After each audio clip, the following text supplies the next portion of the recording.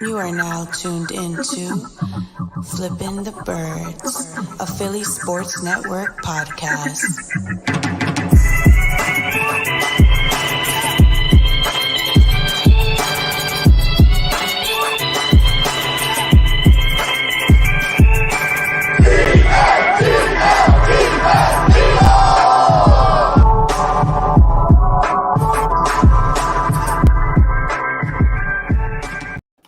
What's going on, Eagles fans? Welcome all to episode 80 of Flippin' the Birds. I'm Brian Cameron. He's Chris Devonta, and today we are finally joined by Zeus himself. The man has left his throne to come down with us human beings to talk about Eagles draft. Hello, it's been a minute. I feel honestly, it's even like a guest appearance on my own YouTube channel at this point. Apparently, it is. It's been that long since I regularly upload, so I am trying. So I'm very sorry, but it's nice to see some support there from Chris in the chat. Not Chris podcast. No, there's never support. Apparently, yeah, people were waiting for this, like it was Jordan's coming out. But no, it's exciting. 80 episodes in. I remember the first one, the gate crash chat. I was just saying to Brian, I literally just come here to gate crash big occasions and then let you guys shine and interview superstar NFL prospects and interrogate them about Clayton Thorson. That's my job. How did you feel about that? I was honestly gutted that he hadn't heard the song. And then I realized like it might be so big among the 20 people that care and so small to everyone else in society that it doesn't actually. You would think that they will be playing on the loudspeaker in Northwestern's locker room. Just as they run out onto the field. Oh my God. Imagine hearing LJ's voice when you're running out to the field. Like, are you feeling motivated or are you feeling like, what the hell is going on? You're probably feeling like you're about to get crushed. But it's sort of that sense of existential crisis where nothing else matters, so you might as well give it your all. And that is what we're here for. I get it. How you feeling, old man over there? Old man, you're older than me. Shut up. You look older than me right now, all those grays. I know, I need a haircut, man. That's rough. I'm a little jealous, though. You have a hairline. It's rough. But yeah, my hairline's great. I love my hairline. As soon as it starts receding, this whole thing is going bald. I'm not playing with that. I'm not going LeBron James and painting a hairline on. My brother actually just got that. It was, I guess, procedure done. Very interesting procedure. Procedure for a hairline? No, it's like it's called micropigmentation or something like that, and it's like little tattoos that they do on your follicles or something like that. I don't know. I'm not doing that like my baldness. Click on Joe's comment. wait! Before you say it, hold on, Liam. We have met a man that can actually shut Chris up, and that is Joseph Vega. I thought you meant me. I was going to say that's not me. I've been able to shut him up in like 3 years. Joe can actually stump Chris and make Chris stop everything he's doing in the podcast just in here. Love that. Absolutely love that. Listen, Joe. when Liam is in here, I listen. Oh. But then I make fun of him afterwards for what he said. Yeah, that's and the next like 70 podcast episodes, and then Liam comes on that one. Yeah, I try. Honestly, I feel bad. It's been such a long time since I've been on one. But Twitch ended up being a little bit chaotic, and then that ended up even being too much. So I'm just trying to I think the draft's a perfect time for me to reset and then just go right, start afresh.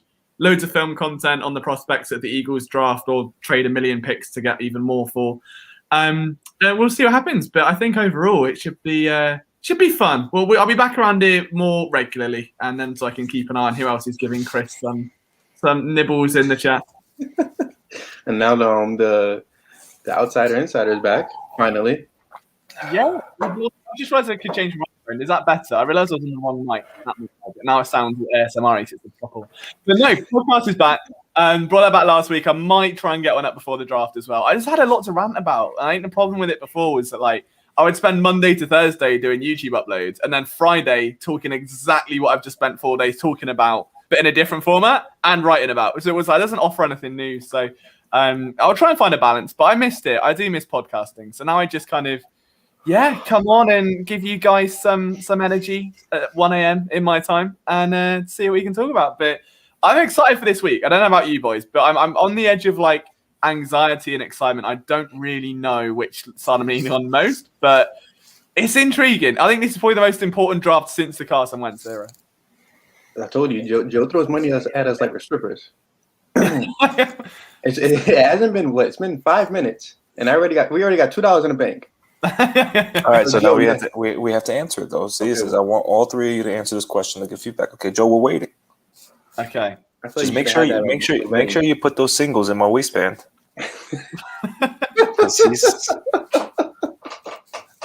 Just make sure you slip them right in there. Liam, before Joe gives us his question, I want you to answer this question for me. Is it about Terrace Marshall? Who does this describe? Who does this describe? He features soft and plucky hands that routinely snatch the football outside of his frame and hangs on through contact. He does a great job of adjusting to the ball in all directions while demonstrating natural technique to get his hands aligned. After a total of 4 drops in 2018 and 2019, he had a modest spike in 2020 to 7, but those drops were being too eager. Being too eager to produce after the catch and taking his eyes off the ball. I'm going to assume it's Terrace Marshall. Yes. Yeah. Right. Well, it's like right. Okay. Liam, right? I'm thinking with Terrace Marshall. I think this. I don't know why this has been pitched as some like WrestleMania matchup.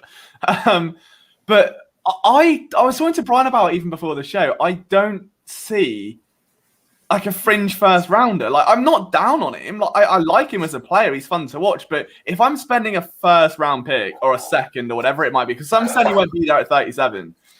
Like he's in that conversation to me with Bateman, with Moore, with Tony. And Tony is a very Tyreek Hill-esque player. I think you get him. Isn't Tony kind of like a replica of Jaylen Reagor? That's. But I feel like Tony falls into the argument that you actually were the first one to put up, and you got shit for, was that Waddle equals Reagor.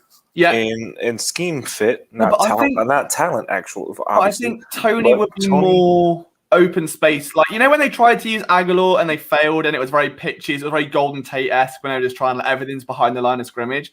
I think he'd fit that role better, if that makes sense. But Terrace Marshall for me, like he just looks like a 3rd to 4th round pick when he plays, and it's like whenever I've said to anyone, right, give me what am I missing? Like, I just want someone to tell me. I'm not being a dick. I'm not trying to be horrible. I want to know, like, what can't I see? Because I've got the same criteria for every receiver. So you're not being. Do you think it's more of him being overshadowed?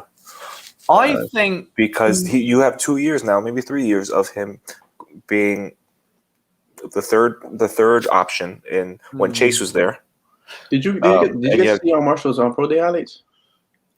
No, I'm just curious. No, okay. I heard he had trouble catching the ball as on Pro Day. Sorry, you have Terrace Marshall with Justin Jefferson and Jamar Chase there. Mm-hmm. Then 2020, it's just Marshall.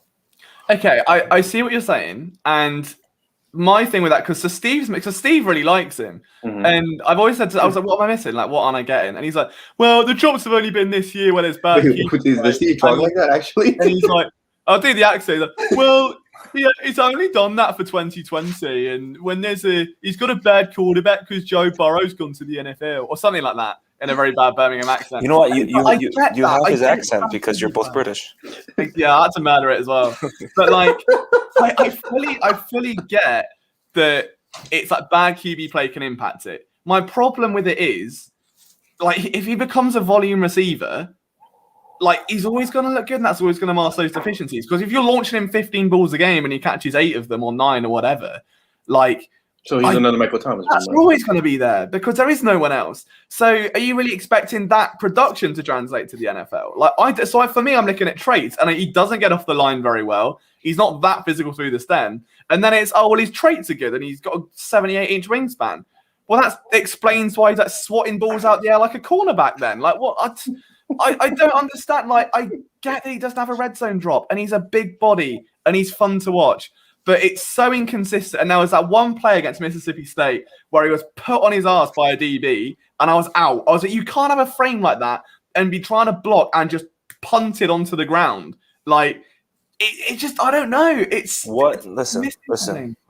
What if the DB had super serum?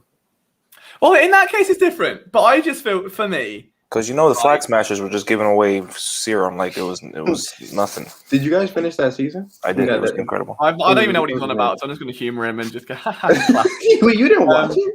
The I fact that it was so don't good. watch. You know, in London they don't care about Marvel over there.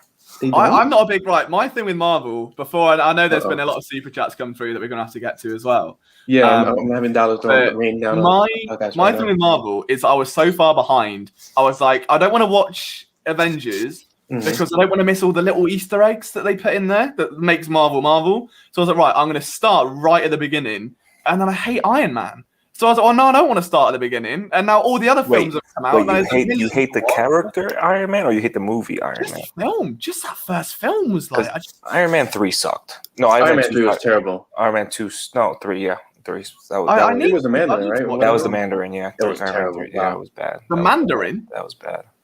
Liam, you have Disney. I know you have Disney Plus. I don't have Disney Plus. You need to sign up for Disney Plus. Okay. He's not a part of Apple anymore. They can't give him anything. No, that's it. Yeah, I don't get free stuff, so that's why the YouTube stopped. All right. So before Go to Joe ends up Joe. donating his whole bank account to us, let's just go answer the question really quick. Joe's giving. Should the Eagles pretty much go all in on next year and trade away? I guess they're No. This is like it's been Browns thing. No, you made Liam smile. That's not good. That's a very brown. That's a very Madden Liam has a fun on a Friday night after a whiskey vibe. That I like it. If you're gonna go all in, it's gonna be next year's draft because you're gonna have so much more tape. You're gonna have so much more evaluations. You're gonna have so much more legitimate game film to go from. This year, all this game film is asterisk COVID impacted. Like everything is just so like you saw the pro days this year. Everybody's running a 3.5 flat 40s. You know, it's so you really have nothing legitimate to go off this year. So to go all in on a draft where things are hand timed, like today, for example, I was at a track meet today that I am a head coach and I won. By the way, I won. By the way. Not to brag. Chris just went on the field and ran himself. But in winter, I'm a head coach of the freshman basketball team, and in the spring, I'm the head coach of varsity girls track and field. I have yet to lose a game this year, so I'm 12-0. That last week. I'm 12-0 now. I'm 12-0 now. Are we gonna count it down on the podcast? Yes. So we absolutely should. Okay. We should make it a thing. So now I'm timing the 100-meter dash. Right. I have my stopwatch, and I'm standing at the same finish line as every other person, and I click at the end.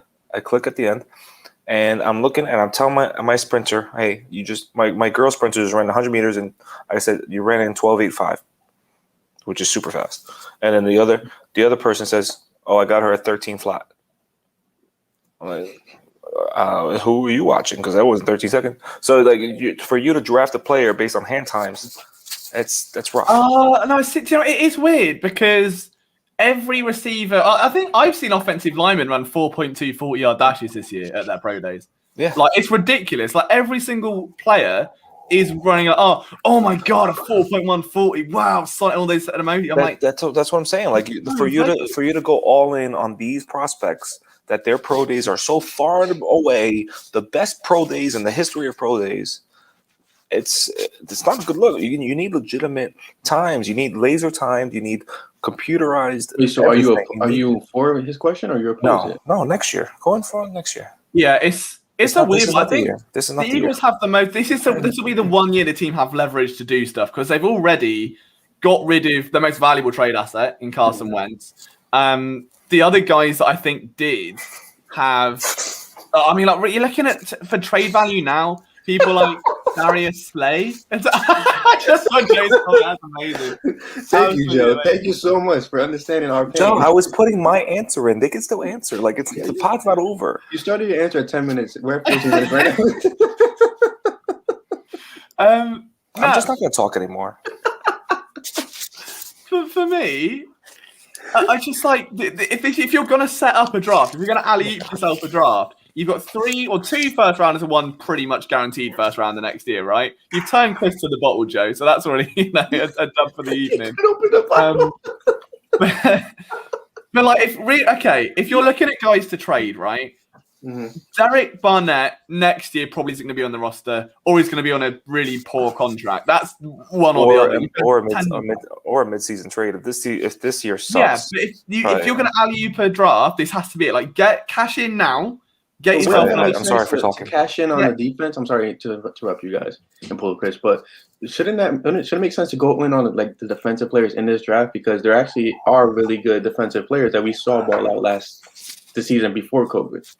It depends how you structure. I would say corner's got to be that. You've got to at least double dip at corner, which is why I like your mock draft so much, Brian. I thought it was lovely. You said you didn't like my double dipping in linebacker. Well, yeah, but he's already got linebackers. What did he double dip? Who double dipped the corner then? I had to draft Patty at the end. I know. There's been a lot of Paddy love here.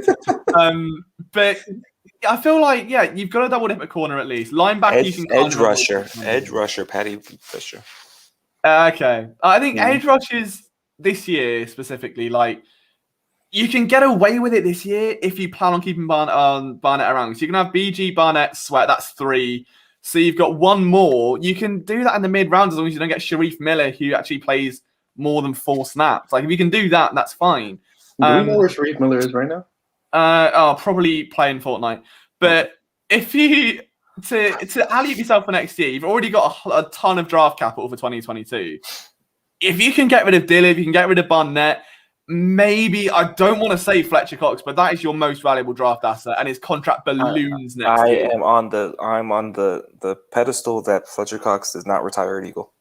Yeah, I mean, with that contract as well, I think Lane Johnson's in a similar boat. Is it 2028? He's guaranteed like some absurd amount. I think it's 2028. It'll be 34 years old, and it's like $30 million or something because of the way the contract is. So they're gonna get out of it before then. And I think that if you're gonna, by the time Slay, Cox, Dillard, Barnett are gone, you've got no valuable. They're all a bunch of Alex Singletons, which I love Alex as much as the next guy, but they're low cost, low risk, mid Davion Taylor, Kayvon Wallace's that are gonna hopefully grow. But outside of that, this is your last chance to shift that and go, right, next year we're all in.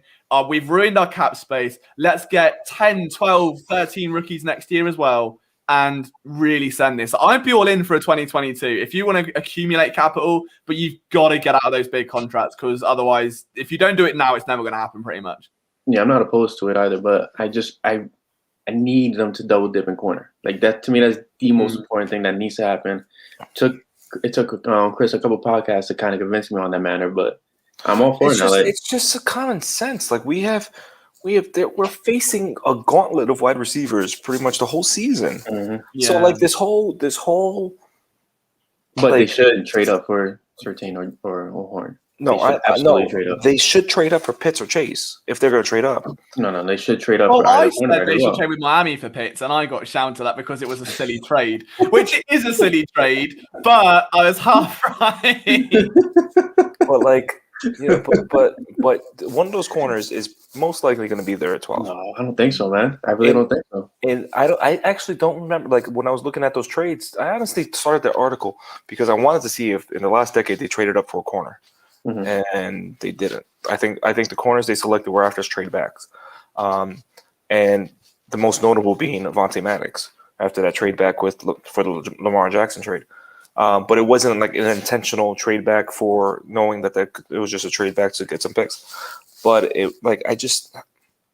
Why am I being yelled at by Joe right now? And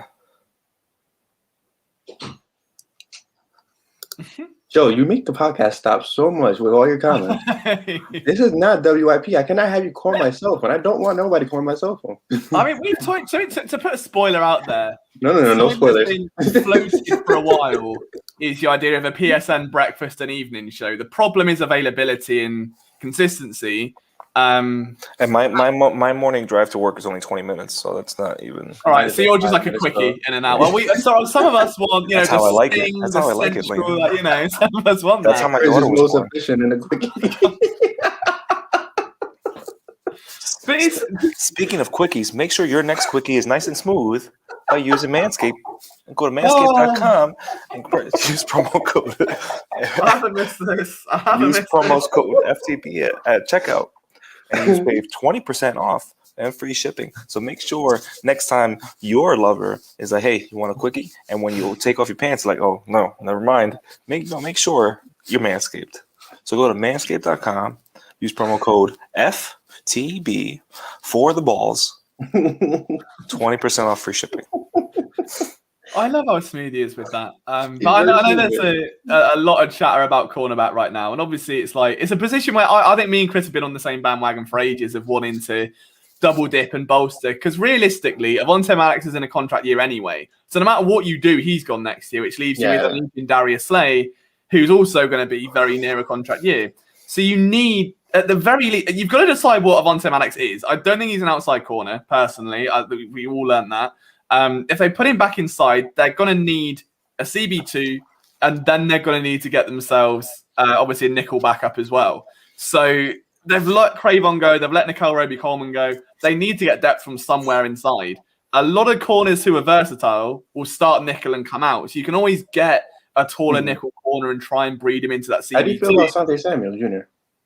I don't mind him. I think he's a nickel guy. You don't mind him? I don't mind him.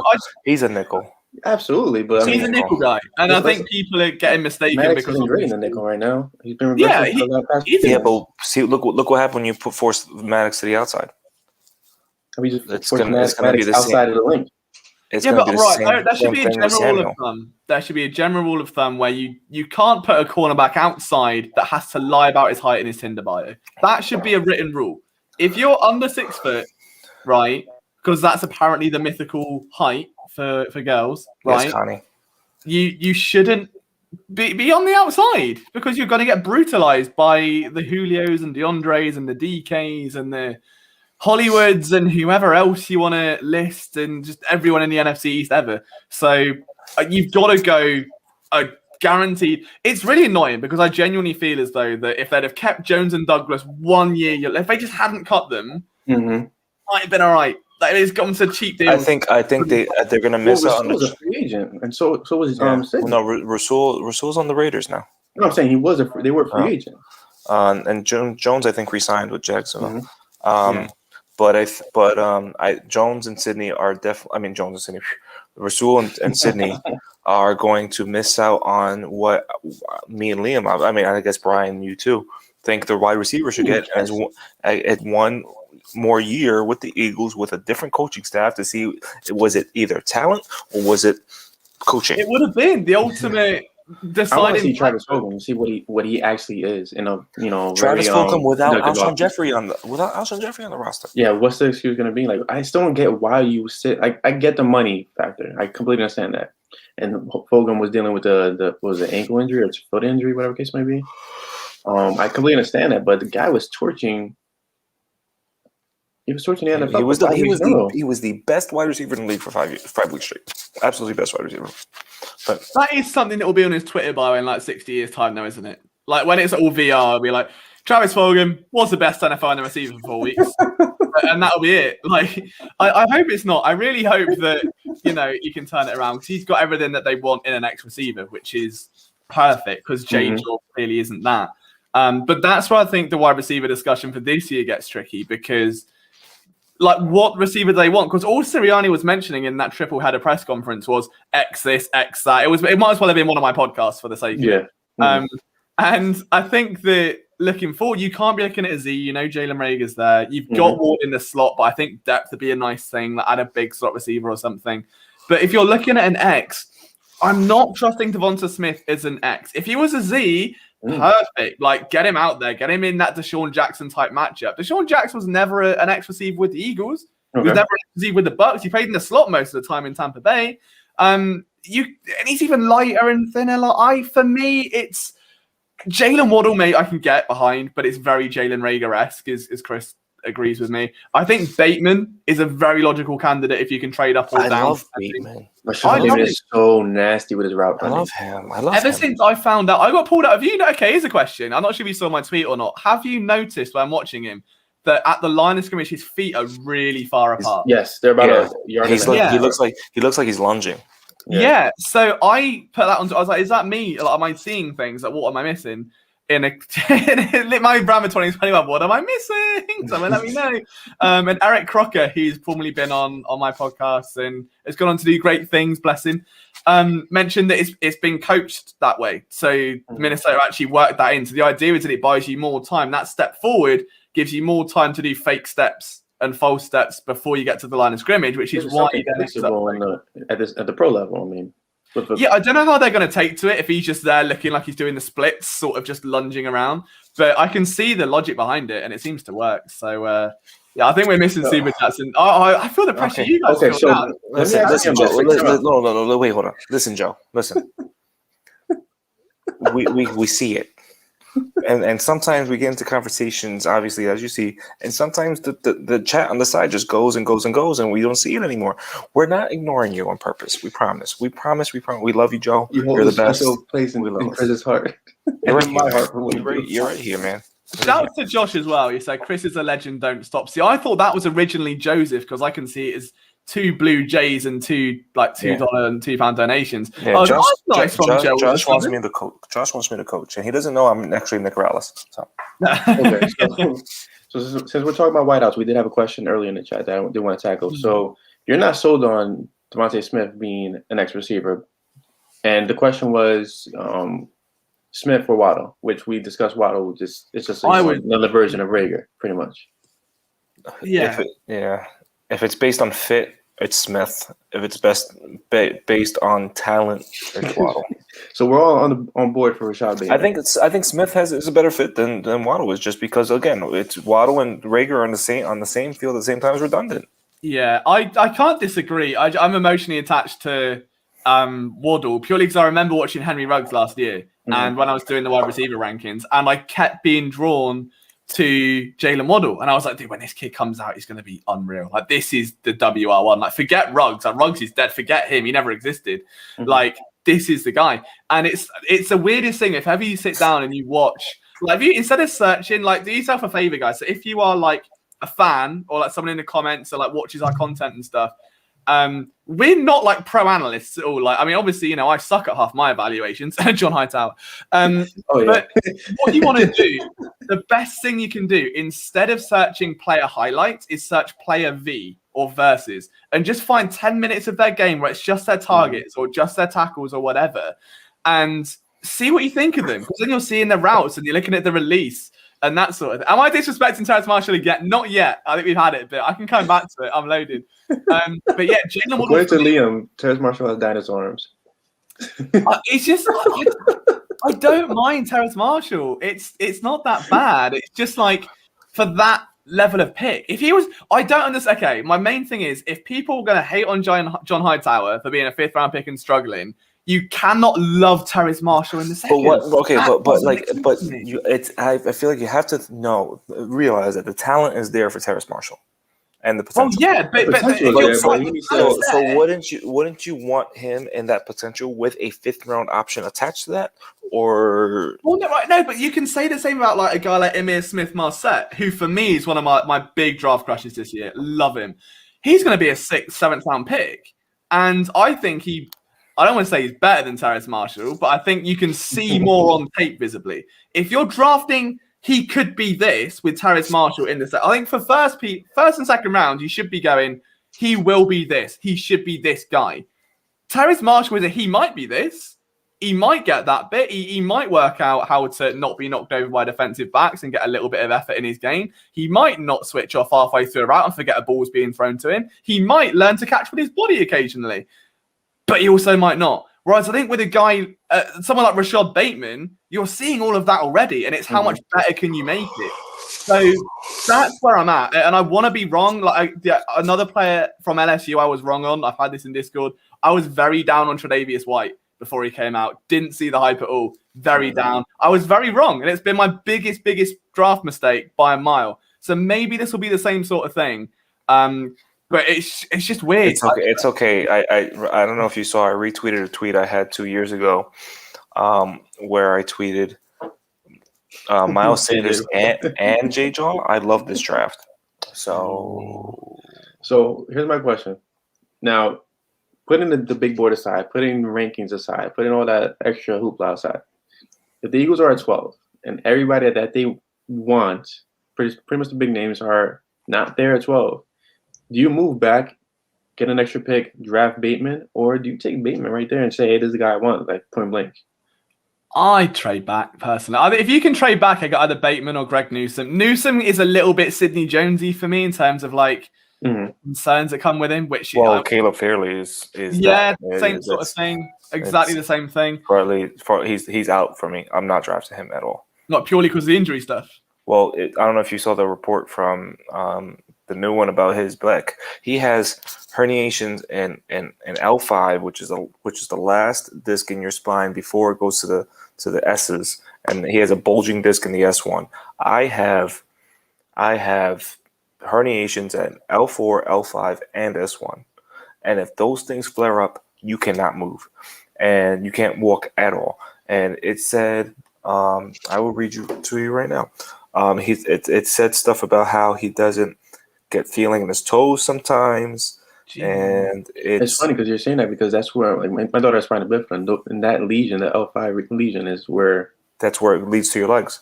Yeah, she can't feel in her toes or anything. That's why she can't move her toes. Okay, okay, here it is. So following Virginia Tech's pro day, which he sat out because of second surgery, Farley said at a media conference on March 26th that he originally was injured while deadlifting in early 2019, which was my injury, herniating his L5 disc and bulging his S1 joint, the spinal motion segment at the base of the lumbar spine that transfers loads into the pelvis and legs. He battled sciatica pain. That radiates along the sciatica nerve through the hips and butt cheeks. And down each leg throughout his first team all ACC season in 2019, eventually missing the Hokies' last 2 games, and underwent a discectomy in February 2020 to remove a small part of the bone. He recovered and resumed training, but opted out because of COVID and to prepare for the draft. Then Farley says he irritated the S1 joint a couple months ago, leading to a second microdiscectomy last month. Farley still has a weakness in one of the big toes, suggesting the nerve hasn't fully recovered since the last procedure, but that's normal at the stage of recovery, which is ongoing. That's out for me. I can't take that risk. I cannot take that risk. Yeah, I second that at this point. I didn't know it was that severe. Yeah, that's understandable. I mean, yeah, my immediate defense until I got reeled half of WebMD and didn't understand any of it was that. Like Jason Kelsey plays with plantar fasciitis, which I know is nowhere near spinal, so it's not the same. But my mum has it, and she legit sometimes has to take time off work because she can't walk, or because like her heels and she's like limps everywhere. And I'm like, dude's one of the greatest centers of all time, and moves like no one else can, and still plays with that. Like, forget any other injury, just that alone. So I was like, well, maybe there are ways around it, but I don't know about back stuff. That's not my. Like if you're a corner. And you're getting back into speed and to technique, and you're so reliant on your legs to stop on a dime and go on routes. If your back is not 100%, you're not moving.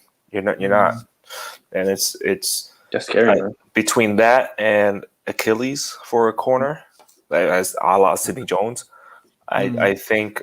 Those are 2 injuries that if that's messed up and they don't heal correctly, you're not the same person. You're not the same player. I just can't, especially in a first round pick, especially for the Eagles that you need to hit on a pick so bad. You need somebody with longevity, so taking it on not even a red flag, a crimson flag of Farley. I can't do it. Oh, Joe, I'm going to scroll up right now, man. Just give me a minute. Oh, well, I've had my mock draft insulted, and I'm trying to find out which one he means. Because I've done 3. Was it? No, I need to find it. I need to try and find it. Okay, while you look, he says, Chris, you're mistaken. Put the wine down. First of all, it's whiskey. Speed. What kind of whiskey is there tonight? Basil Hayden's. Okay. Doesn't matter how many fast people are booty, waste of a pick. Use picks this year, next year, get 4 starters.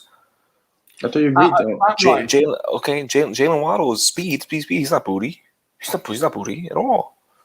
Oh no! Oh, the first round mock draft. Yeah, that's a very good mock draft, Zach. I'll have you know, where I traded back to 6 with Miami and gave them Derek Barnett. What a genius move! Imagine what happens. Okay. You just reminded me. So we're switching right now. So I don't know if you saw Bleacher Report I've never heard of them. I don't care about them anymore. Yeah, we don't talk about Bleacher Report. I put out 2 articles and they didn't get it, but whatever. Bleacher Report's Chris Rolling or Rolling, whatever the fuck his name is, put out a 2021 draft day trade that makes sense for every NFL team. Did they take my trade? There's a few of them. You reminded me because you said Derek Barnett. There's a few of them that are Eagles related. So I'm going to say agree or disagree. Okay. The first one is this one. He put down it makes sense for the Bills, and before you answer it, I'm gonna tell you the one that he says makes sense for the Eagles. So you want us to shut up for the next 5 minutes? Yes. Okay. Joey's buzzing. What makes sense for the Bills?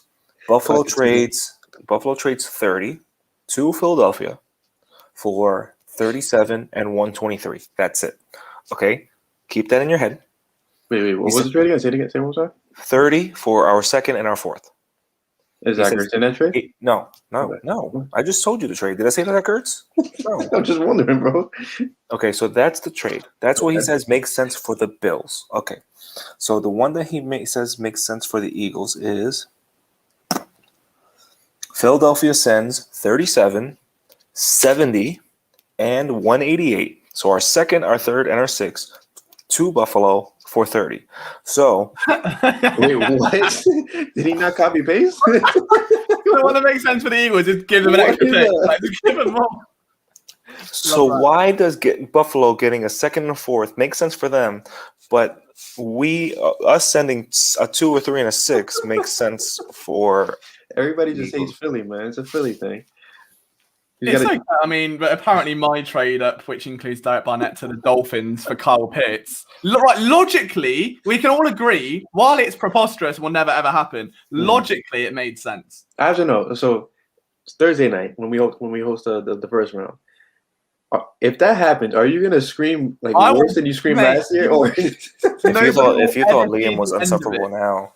If the Eagles trade up with Miami and trade Barnett, no one will ever hear the end of it, and PSM will go down. That's 2 years in a row. I had Rager ranked over Jefferson. They trusted Liam, and they brought Rager in because he was a better fit. And Hightower. Right? And Hightower. Right? They trust me for some reason. So if this happens, if I call in Miami, you'll never hear the end of it. It's a genius move, right? You accumulate another first-round pick, or actually, change their mind, want it back. We'll give you a bunch of mid shit, and we'll give you Derek Barnett as well. But what if the Dolphins be like, no, we gave you so much, give us the same in return kind of feel? Or the reason I got the influence was because one of my best friends is a Dolphins fan, and I was like, I told him I was doing the first round mocks. He was like, you haven't done one yet, and I was like, I don't really have to knowledge other teams. I don't have to research. I'm busy boy. Mm-hmm. And I was like, what do you want them to do with 6? And he was like, well, I want them to get Kyle Pitts or trade back. I was like, well, you kind of need a wide receiver. I was like, would you take Jamar Chase? And he was like, no.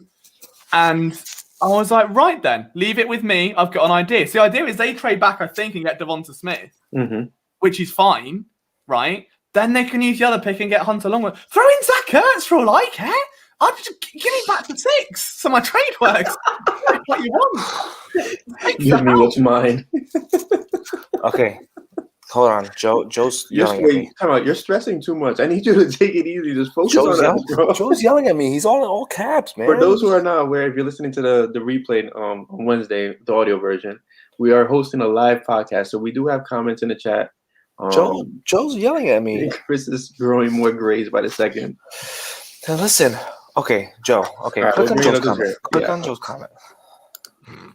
Listen, man. You want to read out and just scream really loud? I can't scream because my wife's sleeping and my daughter's sleeping, and if I scream, I'm gonna get kicked out the house. So, listen, Jaylen Waddle. I will tell you right now. And I love Kyle Pitts. I absolutely love Kyle Pitts. I love Kyle Pitts. Okay. Between Waddle, Chase, and Pitts, if I were to say there's a player of those 3 that is the most NFL ready right now, it's Jaylen Waddle. Really? You don't think Kyle Pitts? Over Kyle Pitts. I would take it. I would go Waddle, Pitts, Chase. Why? Chase is last because of that 1 year off. You cannot say you are NFL ready right now with a year off. I don't care what training you have. You haven't been hit. You have not been hit in the game. Yeah, but Waddle- do you know it's the same with boxing though? Like boxers have a year between fights, and they get punched once and they're back in again. Surely, We don't know what his training was like. But you're getting hit in you're sparring, right? You're sparring, right? You're training for that. But like good comparison, really good comparison to jump in. Nolan Patrick with hockey, obviously he couldn't play a whole year because he had the concussion thing. Started doing scrimmages that were non-contact with prospects, right? Bearing in mind he was a former first-round pick already on the team. And then a few months later, he's back at training camp, ready to go. He's still mid. He hasn't been great this year, albeit, but it got him back to that. I know, but like conditioning in that way. I don't care about Chase. My thing is, why Waddle over Pitts? I mean, Pitts was because dominant. Waddle. I know Pitts is absolutely dominant, but And Waddle is still nursing that injury. Because Waddle can affect the game. I think skill, like play style wise, skill wise. Waddle obviously injury. I'd take Pitts over Waddle. Right? I would. Okay. But I think the way he impacts the game, he actually impacts it more than Pitts because you have him on kick returns, you have him on punt returns. The dude, he doesn't need to worry about beating press because he's so fucking fast. He's so fast, and he would if he played the whole year, he's winning. He's winning the Heisman over Devonta Smith. He is. Devonta Smith. Yeah, I said that. I was like, if Jaylen Waddle was healthy, Smith doesn't win the Heisman. He doesn't. I don't know if Waddle wins it. Absolutely Smith does not win it. Absolutely. Didn't Smith put up the same type of numbers last season with Waddle in the lineup? No. I don't know. Maybe. Waddle was. I'm pretty sure Waddle was leading the nation in touchdowns or yards, one of the two, before he got hurt. No, but I'm talking about. Okay, so let's look at Waddle. I mean, you're quick at this, and I'm gonna look it up right now. Right now. Because I'm pretty sure Smith back-to-back seasons had the most yards in that team. Waddle or Smith? Smith. Because you just said Waddle. No, I said Smith. 2019, Smith had 68 receptions for 1,200 yards and 14 touchdowns. But I mean, that's almost every receiver in the whole nation does that. Number one receiver. Right. Waddle last year in 2019, only 560 yards in 13 games, only 33 receptions though. He averaged 17 yards a catch. This year in 6 games, he had 28 catches for 591 yards. He was already over last year's total in 13 games in 6 games this year by 30 But my yards. thing is the consistency with Devonta Smith to do that year in, year out. Like, does he not get credit for that? He does. He was a phenomenal guy, like phenomenal player. I cannot get over the fact that he is 6'1", 166 pounds. I can't. I really can't. I reckon I could take him in a fight. You said that. Seriously, I saw your face and everything, bro. No, I was just like, in my head, I shouldn't be able to take an NFL player in a fight. 6'1", I could have him. I reckon 6'3", 5 fan. You wouldn't know what to be. You're 6'3". I could bench Chris at this point. I've been to the gym once since it's reopened. That's fine. I do have to limit my lifting and get my cardio up because in end of June, I am going to upstate New York to do an 18-mile hike, 6,000 miles up into the air. 6,000 feet miles. 6,000 feet up into the air. 6,000 miles into the air. Wow. I say, good lord. Chris is having his own pro day. 6,000 miles. So. Yeah. My friend said it's probably going to take 12 to 14 hours. So that's what I'm doing at the end of June. Crazy. Fair enough, man. I just got told, so if I fight, I'm going to have to fight someone if I disrespect Terrace Marshall again. And then Zach says I may be 6'3", but I'm 63 pounds too. Yeah, 63 pounds of pure fury, right? but the more I look at these receivers, though, before we get into which receivers I can and can't beat in fight, right? Like last year's draft class and this year's draft class together. Okay. So you've got obviously Lamb, you've got Ruggs, Rager, Jefferson. Who was? I saw there was another one before Ruggs and Lamb. Or am I wrong? No, Ruggs was number one. Yeah, Ruggs, Rager. Judy. Oh, was it just those 3? Ruggs, Rager, and Lamb, or was there another one? No, Judy. Oh, Judy. Yeah, that's one. Right. Oh, Judy was in there. Yeah, so you're gonna put those 4 versus Smith, right? And so we were going to establish Smith v. Waddle, Smith v. pretty much everyone else. You're going to take most people down to about. I would take Judy over Smith. Yeah, I'll take Judy over Smith. Would you take Ruggs over Smith? No. No. I was never No. a big Ruggs. I was never a big Ruggs guy. I'll Okay. take Would CD you over take Smith. Lamb over Smith? Absolutely. Yes. in a Oh heartbeat. yeah. Yeah. Oh yeah. And then would you obviously take Jefferson? Jefferson's skewed because of what he did as a rookie. Out of his No, LSU, even at LSU, he was putting up crazy numbers. even going into last year's draft, I love Jefferson. I absolutely love Jefferson going into last year's draft. and then out of draft alone, so not Eagles, Rager, Smith. Is that fair? Would that be more of a discussion? That's a fair discussion, I think, because I'm Like, if you're just going off TCU production, because the whole thing with Rager TCU was like effort at times wasn't really there, and he struggled a bit. But for the most part, and his quarterbacks were not better than us. But but that's the thing. To compare that to Terrace Marshall, that was my thing. His quarterbacks weren't there, but Rager showed more. It's like there's so much juice there, whereas Marshall for me was like ailing a bit. But I'm trying not to get punched. I won't say that again. But I just think it's weird if you put Smith in a big fantasy mock draft with all of these receivers from the past 2 years. To me, I don't think he goes top 5. Really. Well, yeah, if you CD Lamb, Jerry Jeudy, arguable over him, Jaylen Waddle 3, Jefferson maybe 4, Rager I think maybe. the Jaylen Waddle thing is still like a touchy subject because I don't think Waddle's quicker. He has that breakaway speed. I get that, but I feel like Smith is more all around, and Smith is actually a pretty nasty route runner. Smith is more of a well-rounded prospect, but I think, like Chris says, I think Waddle will break the game more. If you're gonna play the one Madden, you would take Waddle over Smith. Oh, absolutely. Right. So here's last year's wide receivers. Which one are you taking Smith over? So you got Ruggs. I'm taking Smith over Ruggs. Judy. Yeah. See, I'm taking Judy. Wait, I'm taking Judy over Smith. Well, no, but Liam, you're taking Smith over Judy? I'll take Judy over Smith. Oh, okay. Lamb. Did you say Liam or Lamb. Liam really was a fight tonight. I thought it was fighter receiver. I didn't say I could be a receiver. Rager or Smith. They're two different completely. Yeah, they're two varying ends of the spectrum, but I think. But who do you want more? Like, I feel like, and it's funny that somebody's mentioned this because Liam, you wrote about this this week as well. Rager, I feel like he can do more with his speed, but I feel like Smith is just. We don't need a 1,000-yard receiver. Like, it's so overrated to say that you need it. Just need production. Well, if you look at 1,000-yard receivers, like outside of Kansas City, really, like which teams have gone on to deep playoff runs that have won? But the fact is that they had two. They had Kelsey and they had Hill. What about Godwin and Evans? Did they put up 1,000 each season? Oh, yeah, that's fair. No, my bad. Forgot that one. But for the most part, though, like. For the most part, if you have that 1,000-yard receiver, you're really not doing anything. Maybe Buffalo had Diggs, right? I was going to say Diggs. Yeah. I was going to say Diggs, but like he made an immediate impact. But like for the most part, like how many 1,000-yard seasons does Amari Cooper have? And what has Dallas and the Raiders have done? What have they done with them? It's all about the Green Bay effect as well, though, isn't it? It's like because you end up with such glaring deficiencies elsewhere. Like I feel like for the last 10 years, Green Bay have needed offensive line help.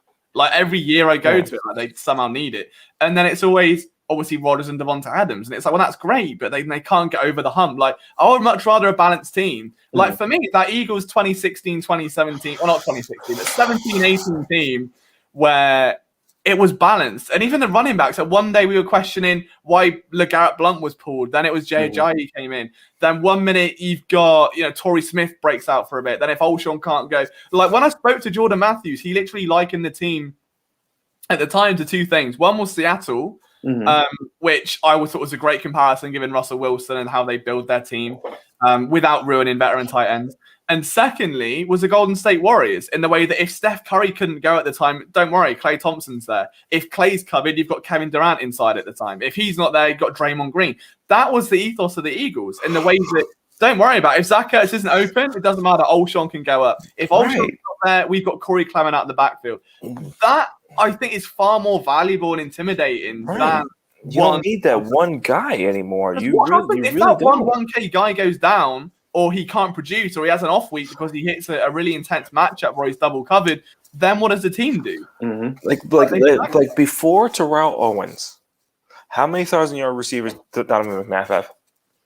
No one. Had any. No one. And how many NFC championships did they go before Terrell Owens? Yes. So like that, there was that whole team. The whole team. And okay, to talk to Joe again. Just real quick, just Liam, if you want to answer. John Ross was a bad prospect. People, he didn't say John, he said Job, okay? Job, whatever. He really needs a job now. He's with he was not a good prospect. He was just fast, and the Bengals are the Bengals. Like they drafted a guy who broke a record. He's bad, and we all knew he was. I think bad. Joe's issue is that you're answering Liam's question. Oh, you're gonna get another one now, yeah. Liam, Chris has just told me the opposite, so he's gonna love that response. I'd say John Ross. It was all speed, wasn't it? Yeah. Chrissy's it was all speed. Before Chris on the breakdown, I will. Click angry Eagles fans. No, not that one. We'll get back to Patrick in a minute. The bottom. What's going on? Oh, he's angry. He's written a lot of times. The top one. The how many NFC Championship games? Okay, we get it, but they still went there. But Terrell Owens obviously put him over the hump, but they didn't need a 1,000-yard receiver to get to the NFC Championship. That's what we're saying. Like, obviously, the ones before that, they needed that impact receiver, but they didn't need. Obviously, they also had a really good defense, really, really good defense, but they didn't need that on offense. They didn't at all. They didn't. Okay, and to answer past question, it was a rumor early on in the offseason that they were moving Rager to the slot more. Going forward, even without them taking a receiver, it makes sense to me. I mean, to have him in the slot over Greg Ward. Oh my God! You know it's a twist off, right? You twisted off multiple times today. My left hand is so weak, man. Why? Oh, it's clearly what one. It's because I'm already. Don't answer it. Don't. I'm already. Okay. The quickies. I very quickly realised. Oh dear. The thing is, I didn't even mean that funny. I was being all wholesome and it's like, oh, well, what was that? And then, really quickly though, I do just want to quickly promote. It's because Liam, have you met my friend? Have you met my friend Joe? Yeah, what on the YouTube chat, Joe? Jill, no, Jill, J-I-L. Jill. Oh, your pronunciation tonight is all over the place. Jill, who? J-I-L-L. Sorry, what? J-I-L-L. Jill. Those Brits, they don't get it. Those Brits, they don't get it. They don't get it. I mean, that's an L. What were you going to promote, LJ? If you like Flipping the Birds, obviously these boys will be hosting our NFL draft stream on Friday. So I already know that. I mean, this live chat has been incredible, as it is every week. But I would love to see you all show your support Friday. Thursday, isn't it? Sorry, Thursday, not Friday. Thursday, yeah, Thursday. So, Thursday night. I think it's 8 p.m. going to be start time. That we're taking you all through the night. I'll be hopping in, saying hello, but I'll be doing the written content for PSN. Then obviously Friday and Saturday will be a full Avengers team effort to guide you guys through. But Chris and Brian will have the reins after their live streaming expertise through the course of the past 12 months or so. Be doing the whole first round watch along with you all. So if you think this level of harassment for Chris is fun, I can't wait to see what happens on Thursday. I gotta buy beer. I already have my beer ready. It's gonna be pure anxiety, man. I'm not prepared for this. Should be pure anxiety. We should invite Jill though. Absolutely. We should invite Jill. Yeah, I don't know who Jill is, but she sounds lovely. I mean, I get it, kind of. It's just Liam. If you take your right hand and put it in front of you, your index finger and your thumb make a J, right? It's more like a night tick, but sure. That's a J. Now put your middle finger up. Beg. That's I. Then your LL. Right. So your name in your right hand, which you do your quickies with, Jill. Okay. All right, so light bulb. Before we end the podcast, real quick, I just want to. Oh no! Hold on. I'm still on Bleacher Report. I'm still on Bleacher Report. They have more. Okay. So Houston trades number 109, round 4, for Zach Ertz. Yes or no? Why? That's what Bleacher Report said. Why? I've never been so stumped before. Like, why? Anyways. Hold on. I'm not done. I did just want to... Sorry, I just got... My mock draft has been assaulted here. It was so bad. I shut you up after the third pick. He was drafted worse than that. Wait, which one? Do you mean the first one I had? Because the first one I had JC Horn at 12. Right. Can we just acknowledge that Joe just bought us all like 5 guys tonight? I know. He is right. So I found money. my first mock draft right here. I had this up. So if this is the one he's on about, please, if it's not, tell me. JC Horn at 12. Nick Bolton round 2. I think this was before Eric Wilson signing. Amon-Ra St. Brown round 3, who I would gladly take over Terrace Marshall, might I add. Guy is a monster. Tell Zach to shut up. Zach, right. shut up. Hunter Long, round 3. Patrick Jones, round 4. Ambry Thomas. Emir Smith-Marseille. Saucy little minx. Josh Ball, round 6. Probably a bit of a reach there. Rakeem Boyd. DT Naquan Jones. And Felipe Franks. What was it, third round pick? I loved my mock was great. I loved my mock. My third round pick was Hunter Long and Amon-Ra St. Brown. I don't see why that's a bad mock. And your mock draft, I feel like I was trying to solve rocket science, bro. It was like the first round mock was beautiful, to be fair. But the second mock I did, or like the most recent one where I had Bateman a trade up for Bateman, so I had JC Horn, and then they trade up for Bateman, get rid of Andre Dillard. Mm-hmm. I think my friend isn't even an Eagles fan, but he reads what I do because he's a wholesome little man. It was like all I've read about from you for the last month is trading Andre Dillard. It's like every article I write is just and PS trade Andre Dillard. It makes a lot of sense. That's what I've been doing. Maybe for what it's worth. He's still young. Okay, well, before you cut me off again. I want to ask you a question. And you also cut Bleacher Report. you also cut me off on my other one about the wide receivers from last year, but we'll get back to that in a minute. So the Chargers trade a 3rd round pick, number 77, to the Eagles for Brandon Brooks. Okay, we get it. The guys who are writing on Bleacher Report are Joe's friends. Joe's friends, yeah. That's pretty much what it is. No offense, Joe. They have another one. Sorry, Joe, if you exist. Okay, so here. The Jets trade 66, so another 3rd round pick, to the Eagles for Derek Barnett. 66. Oh, yeah, get him gone, mate. I would take a 7th, just get him out, to be honest.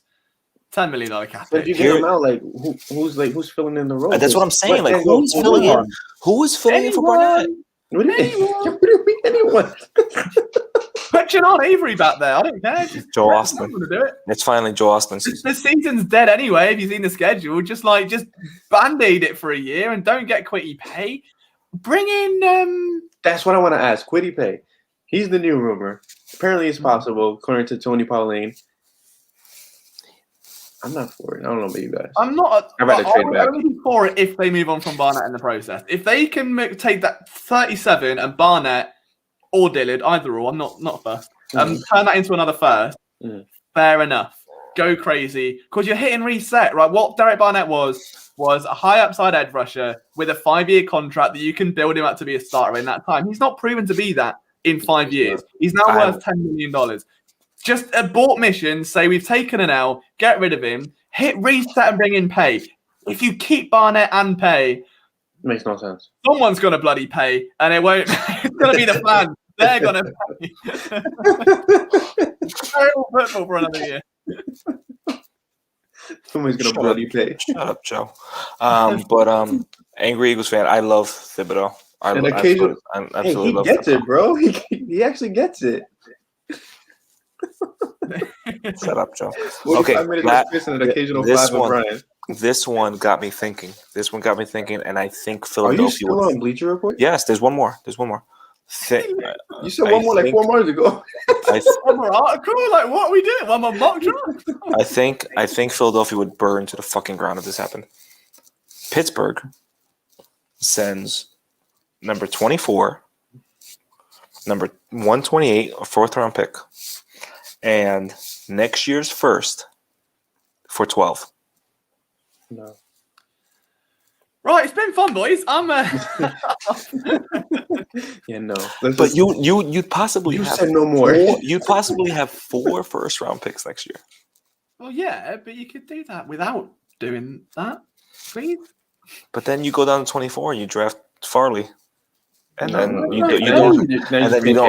don't have him anymore. I don't know what would scare me more: Caleb Farley at 24 or Terrace Marshall at 37, or Quiddy Pay at 12. Stop it! You're horrible. You're a horrible man. Or Terrace Marshall at 24. You don't have to trade. You don't have to trade back in anymore. there'll be a 10-minute film breakdown of me just screaming into a microphone. Okay. Oh, Hold on. Devonta Smith or Brandon Ayuk? Where do you see that at? Oh, you were asking that question. Probably Smith. I don't know. Ayuk is pretty flashy. And we've seen what he could do in the pro level already. So we're talking beforehand, right? Devonta Smith or T. Higgins? Devonta Smith. Oh, Devonta Smith. T. Higgins was my 15th graded receiver last year. Devonta Smith or scared of Philadelphia, Denzel Mims? Devonta Smith. Oh, I would take many people over Denzel Mims. Mate, my dream terrible offense, if I could make an all I hate them offense, Denzel Mims X receiver, Terrace Marshall at Z. Inject that level of inefficient, sloppy, inconsistent, poor release. Ugh. Give them I don't know. Who can I put a quarterback there from? Clayton Thorson. They can get Jimmy G quarterback in him. I've had to put up at least 3 yards a game. That sounds terrible. That sounds completely terrible. So what do I think about JOK over me, Parsons, and why? I prefer him purely. The thing he's got going for him is the fact that he's got the Philadelphia comment, right? That he went out and did that big speech saying hey, I'll be an amazing fit here because I'm X, Y, and Z. That alone shows he's kind of aware. It's a very smart answer. Even if there's no link, the fact he's that aware and he's a hybrid player and very, very good. Parsons has more character concerns. There are a lot of red flags. And there's this running history of players being in the area and then not doing well at the pro level because of that almost that celebrity status that they get. And you saw it obviously with, is it Daryl Morley? Daryl Morey? But not Morey. He's a lovely fella. Worley from the cornerback? They got arrested for weed and a gun, wasn't it? Mm-hmm. Yeah. Same sort of thing, race in the area. Obviously, our favourite person, the safety, didn't pan out. We shall not name him because I still have a little sour taste in my mouth. But Will Parks, unfortunately, he came on the pod for you guys in the end. He was lovely for you. Did he not come on? Did you? So it's okay. So it's all of us. We can now. Liam, can I just ask you a question? Did you just spill the tea? There you go. If I'm using a British term, that Will Parks agreed to come on our pod for free, and told us he gave me. Did you just say that he gave us a time of 8 p.m. and Liam? Did you just say that he never showed up after telling us that he come on? Did you really just say that? And did you say that we were actually waiting for him? Did you say that we logged on to here waiting to come on and then he never showed up? I didn't. I mean, I spilt the tea a bit and you just kicked the glass over and thought, I've had enough. Oh, I thought it's messy now. I'll clear it all up. I thought that's what you were saying because that's what happened. So yeah, no, I agree. I mean, Will Parks as a player was better. He was just misused and didn't get on the field, which was a real. It was so weird that when he went to Denver and a week later was like, "Hey, led the team in tackles or something." Yeah, are you talking about Will Parks, who last year told us to pay him $1,000 to interview him? Oh wow, you're that's the one. Classic Will, loves that. That's it. So yeah, on that note, Chris, when am I invoicing you for this? Tomorrow or Wednesday? Wednesday, you know. I'll bill you. I'll send it through PayPal next time I get my $20. Just send it straight back, and then we'll call it even. All right, we got a lot of teas going on this podcast, but we are at the hour mark. So, guys, we're gonna wrap it up. For everybody in the chat, like Liam mentioned, we are hosting the first round of the NFL draft on Thursday night. It'll be Chris, myself, Liam, and several others of the PSN team. Yeah, and you don't want to miss it because it's going to be like this with times two, apparently, especially with all the anxiety and all the. Imagine we're all here. Oh God! And a trade up happens, and it's for a quarterback. Wait, so were we on the second round stream last year? Or? No, I was by myself. We weren't there by myself, and I was hating my life. Yeah, I turned off my phone for like good rest of the day. I had family over, and I did not talk. And Joe, I don't know. Maybe you guys have beef. Joe, listen. Thursday, you know what? Hey, listen. My burner account. I'm just like. Listen. Thursday, Brian and Liam. Thursday, it's just you two. I'm not coming on. Oh, by the way, yes. So Thursday, it will be me and Liam kicking it off, ironically, because I think you're gonna be running late that day. I am going to be running late, but maybe I just forget to log on because Joe doesn't want me to go on. Why champagne? Zach, are you joining our stream? Not to spill too much tea, since it's already been, we're flooded in it right now. He's been very dedicated to it. But Zach's mock draft was very good, and he did smash the Sixers live stream. Is there anyone in the chat that watched the Sixers draft? Because this will be nothing like that. That was a brilliant show. It was all very clean. It's going to be a mess. This will be the draft day massacre. Yeah, no, I'm a big fan. I'm super excited for it. But yeah, it's going to be. I feel like we can sit here for another 3 hours talking about prospects. To be fair, but it's been such a thrilling roller coaster up to this point, where you think when we came off of that season, everyone was expecting you. It's not cool, Zach. It's not. Get away from me. It's fine, Zach. Absolutely, Zach. Yeah, it's not cool. Very cool. So, but yeah, like to know then that Carson Wentz was traded, then the coaching staff went, and it all just went a bit. Then it was like, do they want to draft a QB? Oh wait, Joe Flacco exists. No wait, he hates Jalen Hurts. There's been so many twists and turns. And now we're at a point where no one still has any idea what the team are going to do. Doesn't it feel like this could possibly either be the turning point in the right direction or the turning point in this hell? Just pure hell at the low-key, part of me... So what you're saying, Brian, is it could be the turning point for the better or turning point for the worse? Yeah. So you're saying... Am I missing something? There's literally just... It could just be good or bad. So you are. So you're just stating the obvious that it could be good or bad thing. I'm just saying, like, to me, I'm looking forward to it because it's a very pivotal point in not only this in the franchise history, but also Howie Roseman. This could be detrimental to what happens to him going forward. And this is Nick Sirianni's first draft as a head coach. I will say that I actually texted our friend Mike K. Yesterday. How do you say it like that? Mike K? Our friend. He's our friend. Someone just started a motorcycle outside and they just woke up my daughter. I'm going to go out there and snap some necks. Outside here, but it's over. I asked him, I said, this seems like the most stressful and unpredictable draft the Eagles have had in a long time. And he said, absolutely 100%. I cannot remember a draft that did.